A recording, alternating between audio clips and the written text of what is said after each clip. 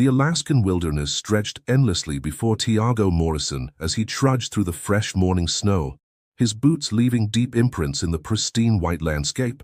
The year was 1941, and while the rest of the world descended into the chaos of war, this remote corner of the earth remained untouched, preserved in its raw, primitive beauty.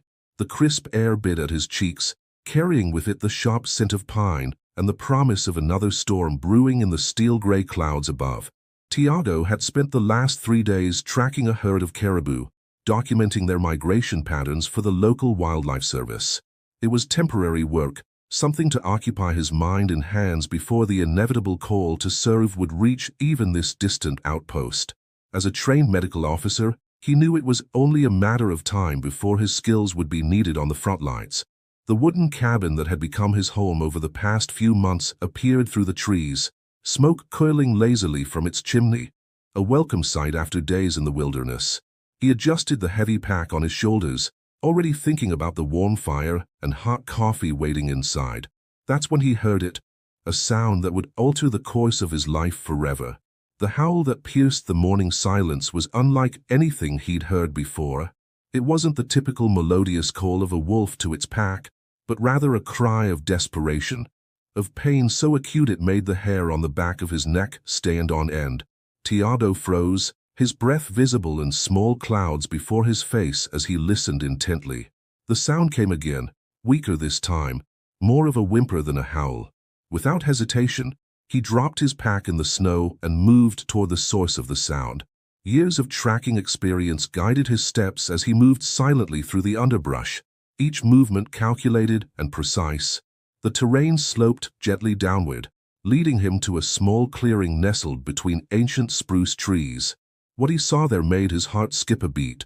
A massive gray wolf lay in the center of the clearing, its powerful body twisted at an awkward angle.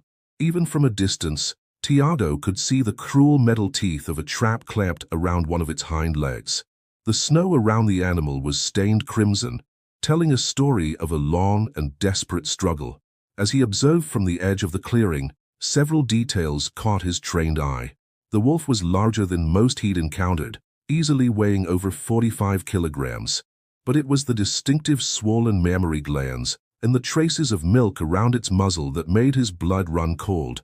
This was a nursing mother. The realization hit him like a physical blow. Somewhere out there, possibly not far away, wolf pups were waiting for their mother to return. Without her, they would face a slow and certain death from starvation or predators. The thought of those helpless creatures dying alone in their den added a new urgency to the situation. The wolf's ears pricked forward at his presence, and she raised her head weakly. Their eyes met across the clearing, hers a striking amber that held both fear and a fierce determination to live. She attempted to rise, pulling against the trap's cruel grip, but collapsed back into the blood-stained snow with a whimper that seemed to carry all the pain and desperation of her situation. Tiago knew he had to act, but approaching an injured wolf, especially a mother protecting her pups, was arguably one of the most dangerous situations he could face in the wilderness. Adult wolves rarely attacked humans, but a wounded and cornered animal operated on pure instinct. One wrong move could result in severe injury or death. Drawing on his medical training, he began to assess the situation methodically. The wolf had lost a significant amount of blood, evidenced by the stains in the snow, but the cold had likely helped slow the bleeding.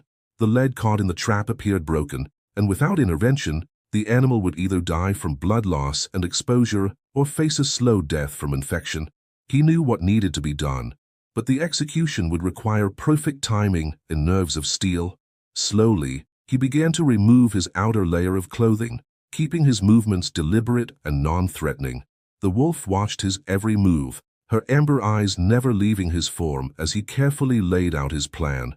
First, he needed to immobilize her. Using his sleeping bag would be risky. It would mean getting close enough to cover her head and body, but it was the only way to safely approach without risking a bite. The trap itself posed another challenge. These devices were designed to be difficult to release, and with the wolf struggling, it might have become jammed. Time was of the essence.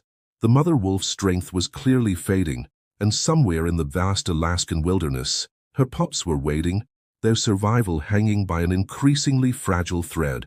Tiago took a deep breath, steeling himself for what was to come. He had always believed that all life was precious, that helping those in need, human or animal, was a calling rather than a choice. Now, that belief was about to be put to the ultimate test. Moving with the careful precision of a surgeon, he began his approach. The wolf's eyes followed him, her lips curling back to reveal impressive fangs. But there was something in her gaze that gave him pause, a glimmer of intelligence that seemed to recognize his intent to help, even as her instincts screamed at her to fight or flee. "Easy now," he murmured, his voice low and steady. "I'm going to help you, but you need to trust me." The words were more for his own benefit than hers, a reminder to stay calm in the face of what he was about to attempt. With each step, he could feel the weight of the moment, the knowledge that what happened next would either end in triumph or tragedy. The sleeping bag felt heavy in his hands as he inched closer, his heart pounding so loudly he was sure the wolf could hear it. The animal's breathing had become labored, her sides heaving with each exhale. She was running out of time. In one fluid motion, Tiago threw the sleeping bag over the wolf's head and upper body. The animal thrashed weakly, but her strength was too depleted to put up much of a fight. Working quickly, he secured the bag around her, being careful to avoid both her teeth and the trapped leg. The trap itself proved to be a formidable challenge. The mechanism had indeed become jammed, the spring mechanism frozen with blood and dirt. Sweat began to freeze on his forehead as he struggled with the device, knowing that every second counted. Finally, in desperation, he grabbed a nearby rock and began striking the release mechanism. The sound echoed through the clearing like gunshots, but he didn't stop until he heard the satisfying click of the trap springing open. What happened next was a blur of activity. The wolf's leg was mangled, but with the sleeping bag still securing her, Tiago managed to wrap the injury quickly with strips torn from his shirt. Then came the most dangerous part, transporting her. The cabin was nearly an hour's walk away, and carrying a full-grown wolf, even an injured one, would push his strength to its limits. But there was no choice. Gathering the bundle of wolf and sleeping bag in his arms, he began the arduous journey back to his cabin. The weight was incredible, and every step was a battle against exhaustion and the treacherous terrain. The wolf remained surprisingly still in his arms, either from weakness or some innate understanding that he was trying to help. The normally peaceful walk to his cabin became an endless ordeal. His muscles screamed in protest, and more than once he had to stop to adjust his grip on his precious cargo. The storm that had been threatening all morning began to release its fury, adding frozen needles of sleet to his challenges. When the cabin finally came into view, Tiago was operating on pure adrenaline. His arms trembled as he managed to open the door, nearly falling inside with his burden. The fire had died down to embers, but there was still enough warmth in the small space to begin thawing his frozen extremities. Carefully, he laid the wolf near the fireplace, keeping the sleeping bag loosely wrapped around her to prevent any sudden movements. Her breathing was shallow but steady, a good sign. Now came the part where his medical training would truly be put to the test. Working quickly, Tiago gathered his medical supplies, a well-worn field kit that contained the basic tools for battlefield medicine. The irony wasn't lost on him that his first real test of these skills would be on a wolf rather than a soldier. He stoked the fire back to life, knowing he'd need both light and warmth for what was to come. The wolf's injury was severe. The trap had not only broken the bone but had torn through muscle and tissue, leaving a jagged wound that would require extensive cleaning and suturing. With gentle hands, he began washing away the dried blood and dirt, speaking softly to the wolf in a constant stream of reassurance. "You're going to be all right, girl. Just stay with me a little longer." His voice seemed to have a calming effect on the animal, or perhaps it was simply her exhaustion that kept her from struggling. Either way, she remained still as he worked, her amber eyes following his every movement. The procedure took over 2 hours. Tiago cleaned the wound thoroughly, set the broken bone as best he could, and carefully sutured the torn flesh. His training had prepared him for field medicine, but working on an animal required a different kind of precision. Throughout it all, the wolf remained remarkably calm, only occasionally whimpering when he had to manipulate the injured leg. By the time he finished bandaging the leg, the storm outside had intensified into a full blizzard. The wind howled around the cabin's eaves, an eerie echo of the wolf's earlier cries. But inside, in the warmth of the fire, a fragile trust was beginning to form between man and beast. The wolf needed water and nourishment, but more urgently, her pups needed to be found. The storm complicated matters. Tracking in these conditions would be nearly impossible, and the temperature was dropping rapidly. Yet every hour that passed decreased the pups' chances of survival. Tiago faced a difficult decision. The wolf was too weak to move, but she was also too dangerous to leave unrestrained. Using some rope and his remaining medical supplies, he fashioned a makeshift harness that would allow her some movement while preventing her from injuring herself or attacking him. It wasn't ideal, but it would have to do. "I'll find them," he promised her, meeting those intelligent eyes once more. "Your little ones, I'll bring them back to you." He couldn't be sure if she understood his words, but something in her demeanor changed, a slight relaxation in her posture as if she comprehended his intent. Gathering his emergency gear and pulling on his warmest clothes, Tiago prepared to head back out into the storm. The temperature had dropped even further, and the wind cut through his layers like knife blades.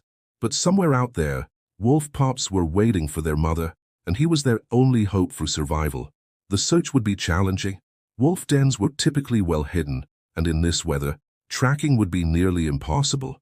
His only advantage was knowing the general direction from which the mother wolf had likely come. Working on this hypothesis, he began a systematic search of the area, looking for any signs of a den, small caves, hollow lobs, or underground burrows. The storm worked against him, obscuring visibility and covering any tracks that might have led him to the pups. Time seemed to move differently in the wide-out conditions, minutes stretching into hours as he methodically covered ground, stopping periodically to orient himself using his compass. After what felt like an eternity, he spotted something, a slight depression in the snow near the base of a large spruce tree. Moving closer, he discovered a small opening, partially hidden by the tree's drooping branches. This had to be it. Approaching carefully, Tiago got down on his hands and knees and peered into the darkness. The beam of his flashlight revealed a narrow tunnel descending into the earth. The entrance was tight, barely wide enough for him to squeeze through. For a moment, he hesitated. Entering a wolf den was incredibly dangerous. There could be other adult wolves inside, where the pups themselves might be old enough to be dangerous. But the thought of the mother wolf waiting back at his cabin, her trust placed in him, pushed him forward. Slowly, he began to crawl into the den, the frozen earth pressing against him from all sides. The tunnel seemed to go on forever, the darkness absolute except for the narrow beam of his flashlight. Finally, the tunnel opened into a small chamber, and there, huddled together for warmth, were the wolf pups. There were 5 of them, their eyes already open, suggesting they were at least a few weeks old. They looked up at him with a mixture of fear and curiosity, their small bodies trembling. Tiago's heart melted at the sight. Despite their predicament, they were beautiful creatures, tiny replicas of their mother with the same intelligent eyes. They were weak from hunger, but otherwise appeared unharmed. Getting them back to the cabin would be challenging, but leaving them wasn't an option. One by one, he gently placed the pups in his pack, making sure they had enough space to breathe. The smallest one, the female with a distinctive white patch on her chest, nuzzled against his hand as he lifted her, almost as if she sensed his desire to help. The journey back to the cabin was arduous. The storm had intensified further, and the added weight of the pups made each step a challenge. But Tiago pressed on, knowing that every minute counted. The pups remained remarkably quiet in his pack, perhaps understanding instinctively that silence was crucial for their survival. When he finally pushed open the cabin door, the sight that greeted him made all the effort worthwhile. The mother wolf was awake and alert, her ears perking up at the sound of his entrance. As he carefully removed the pups from his pack, her tail began to wag slightly, the first sign of happiness she'd shown since their encounter. The reunion that followed was something Tiago would never forget. Each pup scrambled toward their mother, whimpering with joy as they found her. She nuzzled each one in turn, checking them over with careful attention. The smallest female, the one with the white patch, was the last to approach, and when she did, the mother wolf seemed to hold her close a little longer than the others. Watching the family reunite, Tiago felt a profound sense of peace. In the midst of a world torn apart by war, here was something pure and good, a simple act of kindness that had preserved a family. The mother wolf looked up at him, and in her gaze, he saw something that transcended the natural barrier between human and wild animal. It was a look of understanding, of gratitude, and perhaps even trust. The days that followed established a delicate rhythm in the small cabin. Tiago moved his sleeping bag near the fireplace, close enough to monitor the wolf family but maintaining a respectful distance. The mother wolf's recovery was remarkable, whether due to his medical care or her own fierce determination to protect her pups. Her strength returned steadily. The pups brought an unexpected joy to the cabin's confines. As they grew more comfortable with their surroundings, their true personalities emerged. The smallest female, whom Tiago had privately begun calling Luna for the white crescent on her chest, proved to be the most adventurous. She would often venture away from her siblings, exploring every corner of the cabin with boundless curiosity. One particularly cold morning, Tiago awoke to find Luna curled up against his sleeping bag, her tiny body seeking warmth. The mother wolf watched this development with what seemed like thoughtful consideration, making no move to call her pup back. It was a small moment, but it marked a significant shift in the dynamic between man and wolves. Feeding the family presented its own challenges. The mother wolf needed substantial nourishment to heal and produce milk for her pups. Tiago began making regular trips to what local hunters called nature's cold storage, a deep ravine where they store their excess gear. While borrowing from this common cache wasn't exactly stealing, he left notes promising to replenish the supplies when he could. The wolf accepted the meat he offered with increasing trust, though she still maintained a watchful vigilance over her pups. Tiago noticed she would always feed them first, ensuring each pup had their fill before taking any food for herself. Her devotion to her offspring was absolute, even in her weakened state. As the days turned into weeks, the cabin transformed into an unlikely sanctuary. The pups grew stronger, their playful antics filling the small space with life and energy. They would wrestle and chase each other, their sharp little teeth testing everything within reach. Tiago found himself fashioning makeshift toys from rope and leather scraps, watching with amusement as they eagerly pounced on anything that moved.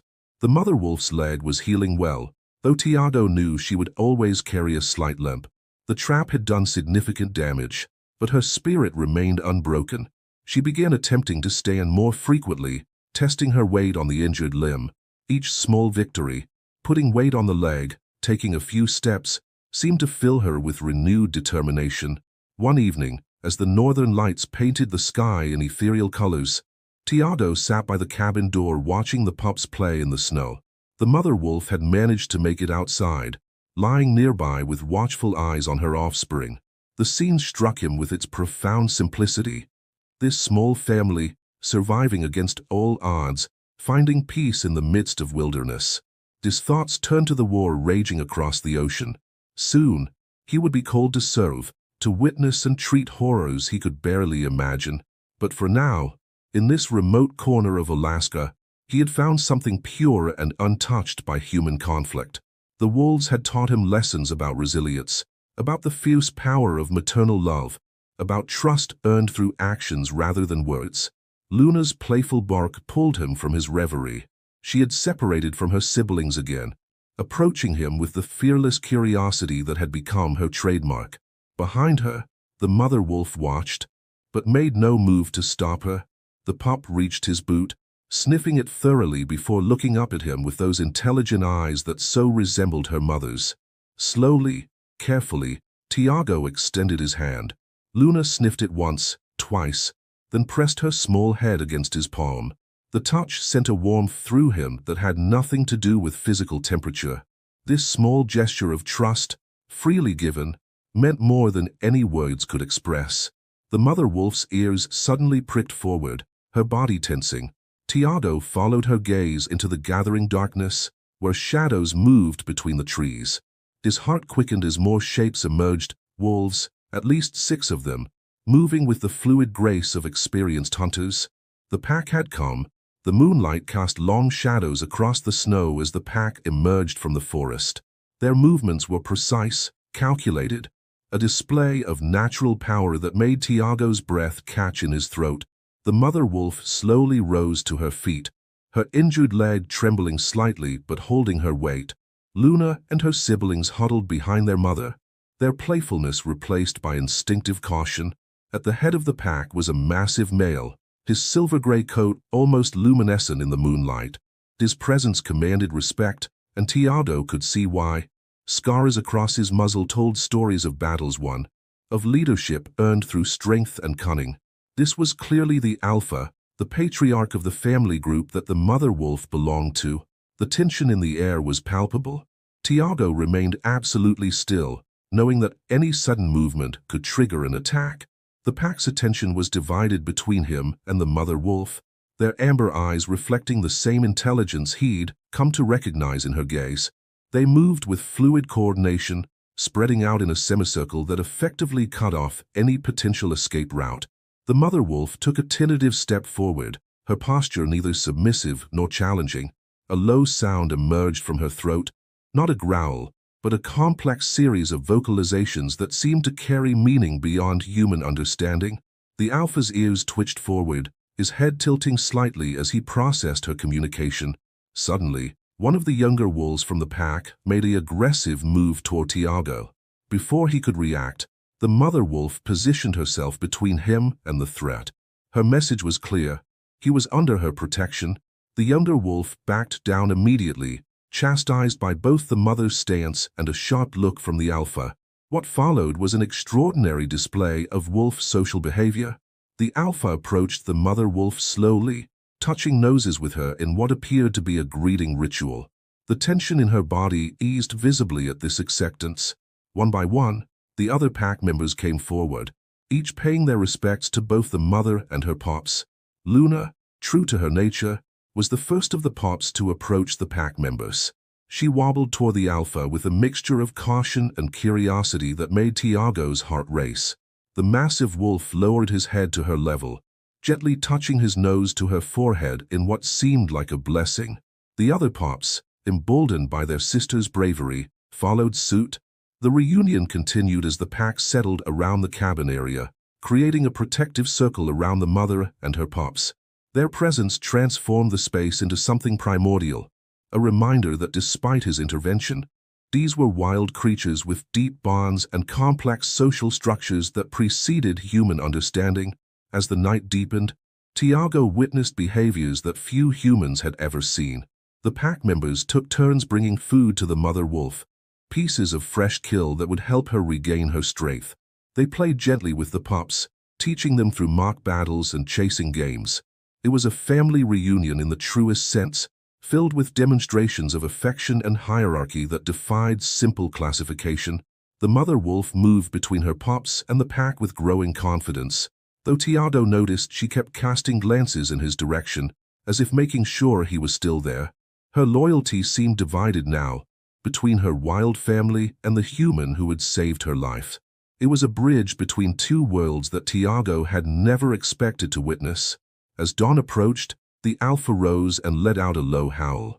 The sound was picked up by the rest of the pack, creating a haunting melody that echoed through the wilderness. The mother wolf joined in, her voice strong despite her recent ordeal. Even the pups attempted to participate, their high-pitched yips adding an endearing note to the chorus. The howling seemed to signal the end of the visit. The pack members began to withdraw, melting back into the forest with the same fluid grace with which they had appeared. The alpha was the last to leave, pausing at the edge of the trees to look back at the mother wolf and her pups. In that moment, Tiago understood that while the pack was leaving, they weren't abandoning their family member. They would return. When the last wolf disappeared into the shadows, the mother wolf turned to Tiago. There was something different in her gaze now, a new level of trust, perhaps born from his respect for her family bonds. She limped over to where he stood and, for the first time, voluntarily pressed her head against his leg. The gesture left him speechless with its implications. Luna and her siblings, exhausted from the excitement, had coiled up in a pile near the cabin door. The mother wolf looked at them, then back at Tiago, before settling down beside her pups. It was clear that while she could have left with the pack, she had chosen to stay, at least until she was fully healed.